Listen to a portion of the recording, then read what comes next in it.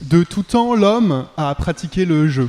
Sur le chemin pour aller de l'école primaire à la cantine municipale, au moment de traverser la route, il est de bon ton de conceptualiser celle-ci comme une métaphorique rivière aux crocodiles. En premier point de clarification donc, posons que les barres blanches ne symbolisent pas les crocodiles, mais bien des rondins de bois permettant de traverser en toute sécurité.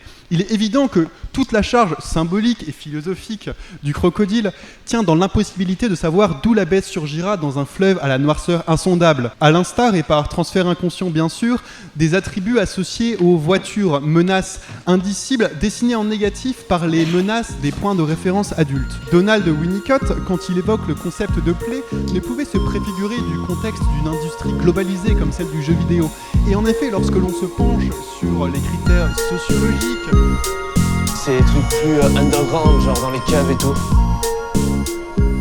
Investigator and the Case of the Big Crime est un jeu indépendant d'enquête et d'aventure sorti le 1er juillet 2019. Et contrairement à mon intro, on s'y prend pas la tête avec des concepts d'académiciens de comptoir. C'est un jeu rigolo, légèrement stupide et lumineux. Et l'air de rien, dans un monde où seul Nintendo semble résister à une industrie qui veut nous vendre des trucs de plus en plus sombres et militaristes, et où les jeux indés se font un nom en multipliant les explorations de l'âme humaine et les recherches esthétiques de niche, bah ça fait plaisir de souffler un peu. Ce qui est marrant d'ailleurs, c'est que j'ai eu l'occasion de parler avec John Guerra, qui était lead designer sur le jeu, et à chacune de mes tentatives d'intellectualisation du truc où j'étais là en mode ouais, est-ce qu'il n'y a pas en toile de fond un commentaire social ou quoi, il était là, non, en fait on cherchait juste à faire un truc sympa et rigolo. En fait finalement même moi j'aime juste suranalyser les choses, que voulez-vous. Investigator, c'est donc un détective alligator, notez le subtil jeu de mots. Il a même un impair et un beau chapeau et il fait preuve de toute la bonne volonté du monde pour résoudre les mystères que le commissaire lui confie. Il est adorable avec tout le monde et parle avec ce son distinctif d'une grande intelligence. Bref, il est très gentil et arrangeant avec tout le monde, mais malheureusement pour la résolution des enquêtes, être prêt à croire tout le monde avec un grand sourire débonnaire, c'est pas forcément la meilleure qualité à avoir pour un enquêteur. Le principe d'Investigator and the Case of the Big Crime, c'est jamais de se questionner en tant que joueuse ou joueur sur la solution d'une énigme, mais c'est plutôt d'essayer de faire comprendre à notre croco préféré l'évidence de la situation dans laquelle il se trouve.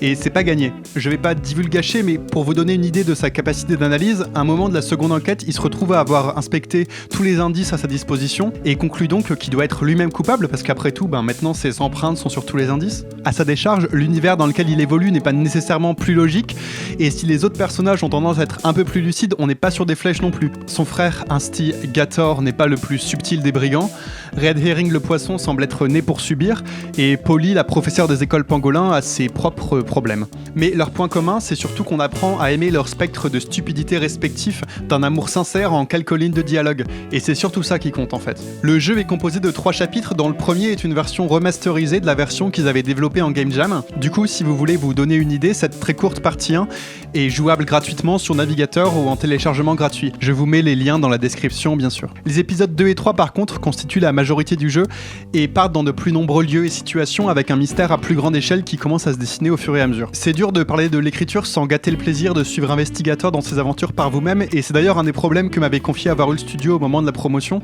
c'est que c'est facile d'avoir le syndrome la bande-annonce qui gâche toutes les blagues quand on essaye de parler d'un jeu qui mise avant tout sur son écriture comique. Et du coup, j'ai le même problème pour vous en parler, et puis j'ai pas envie de raconter des blagues hors contexte parce que de toute façon ça marche pas. Donc vous allez être obligé de me croire sur parole quand je vous dis que c'est très inventif, et surtout que le caractère d'Investigator teinte toute l'aventure d'une envie de lui faire des câlins tout en tapotant son petit crâne décidément peu perspicace.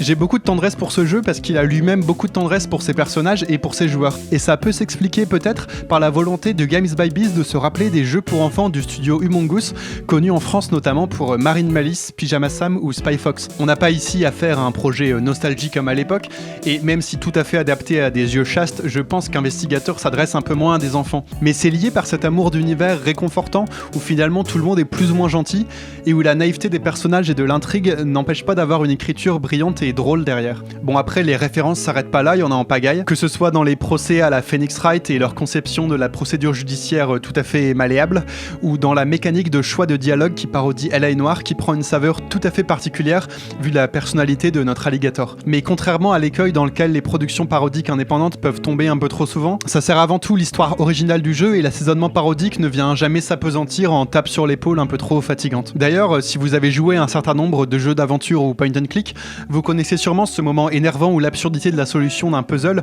vous bloque pendant des dizaines de minutes. Ici déjà, le niveau de difficulté n'est jamais bien élevé, mais surtout on sent sur notre épaule les développeurs qui ont aussi vécu ça à l'époque et qui tournent en dérision l'absurdité traditionnelle de ces énigmes via l'esprit d'analyse lunaire d'Investigator, en rajoutant une couche dans le non-sens mais avec la frustration des jeux rétro en moins. En fait, ouais, on a l'impression que tout du long, le jeu est de notre côté et veut surtout nous mettre à l'aise pour nous raconter son histoire. Et ça crée cette fluidité dans l'écriture, le rythme et l'humour qui ne faiblit quasiment jamais sur la petite heure et demie qu'il faut pour vivre le scénario. Bon, je pense que je rends évident le coup de cœur que j'ai eu et j'ai pas forcément grand chose à ajouter parce que, comme je disais plus tôt, en fait, une des qualités d'Investigator, c'est peut-être d'être un truc pas trop cérébral et justement, surtout bonne ambiance. Il reste un petit truc qui me chiffonne, c'est que un projet comme ça, j'en suis du coup effectivement la cible et j'aurais bien aimé pouvoir aider à le financer. Je dis ça parce que c'est un jeu qui s'est crowdfundé sur Kickstarter. Alors j'ai failli me dire en le voyant que du coup j'allais pas pouvoir en parler parce que s'il y a eu assez d'argent pour le financer, c'est pas assez underground pour moi.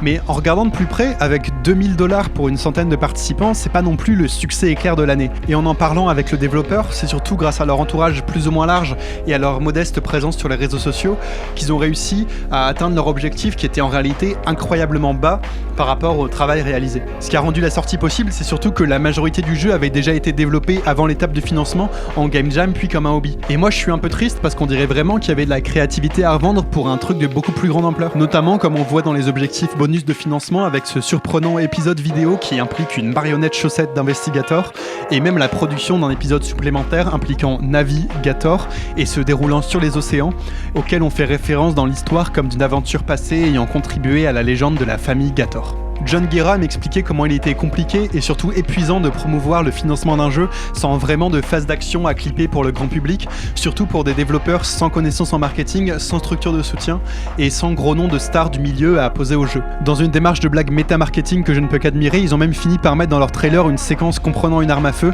avec la punchline « Cette séquence ne sera pas dans le jeu final ». Au fond, le fait que le jeu soit passé sous les radars participe à ce côté chaleureux et proche des joueurs, ne serait-ce que via la galerie de portraits à la fin du jeu où les personnages commentent les photos perso envoyés par les contributeurs, proposant pour le coup des blagues toujours bienveillantes en bonus dans le jeu et personnalisées à la quarantaine de personnes concernées. Et puis bon, selon John, il semble que Games by Biz ait surtout pris avec philosophie cette campagne à la réussite modeste, apprenant de leurs erreurs et planifiant déjà un financement participatif plus réfléchi pour leur prochain jeu, se basant peut-être encore plus sur une écriture comique au sein de la campagne de promotion, ce qui est à mon avis tout à fait adapté à leur talent. D'ailleurs, je l'ai pas senti amer ni rien, et en fait au final ça m'étonne pas qu'un caractère aussi positif ait engendré un jeu qui l'est tout autant. Il n'empêche que, sans vouloir faire pleurer dans les chaumières, je trouve ça dommage parce que, vu la qualité du contenu, je pense que si plus de gens avaient eu ne serait-ce que l'opportunité de voir cette campagne, pas mal de fans d'animaux mignons faisant des enquêtes et des blagues auraient été motivés à soutenir ce projet. Et moi le premier d'ailleurs. Alors oui, j'invente pas l'eau chaude et je radote même un peu.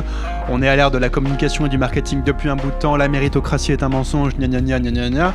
Mais voilà, ça m'a fait quelque chose dans mon petit cœur. Alors j'espère qu'à mon humble échelle, j'aide à faire connaître ce chouette studio qui ne demande qu'à apporter un peu de wholesome dans nos paysages.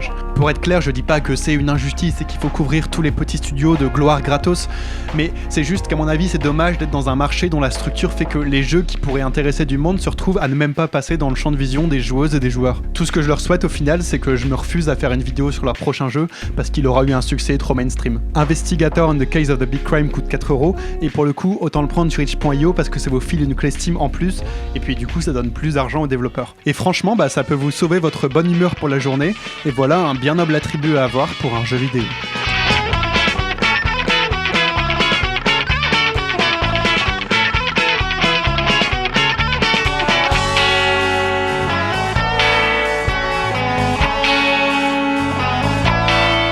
Bon, il faut éteindre cette vidéo maintenant, quelqu'un sait où est le bouton ? Ah, mon responsable communication réseaux sociaux me dit dans l'oreillette que ça s'arrête pas tant que j'ai pas dit de s'abonner, de partager la chaîne pour faire découvrir toujours plus de trucs underground pour se la péter en société. Et c'est fait du coup. Merci encore pour votre soutien. Là-dessus, je vous fais des bisous et au revoir.